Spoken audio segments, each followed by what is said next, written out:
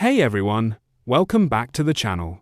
Today, we're talking about one of the most legendary figures in American football, Mike Ditka. Known as Iron Mike, he's a Hall of Fame player, a Super Bowl winning coach, and a man who left a lasting mark on the NFL. But what's he up to these days? Where is Mike Ditka now? Let's dive in. Mike Ditka, born in 1939 Pennsylvania, made history as one of the toughest tight ends in NFL history.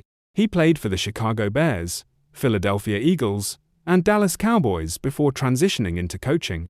As head coach of the Chicago Bears, Ditka led the team to victory in Super Bowl XX in 1986, cementing his reputation as one of the greatest coaches of his era.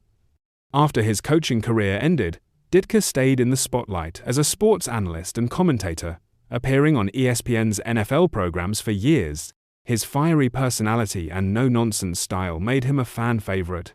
Beyond football, he ventured into business with restaurants, cigars, and even wines carrying his name. Where is Mike Ditka now? Today, Mike Ditka is in his mid-80s and largely retired from public life. He splits his time between homes in Florida and Illinois, enjoying a quieter lifestyle. While he has had some health scares in recent years, including a heart attack in 2018, Ditka has since recovered and continues to make occasional appearances at football events, especially when it comes to honoring the Chicago Bears.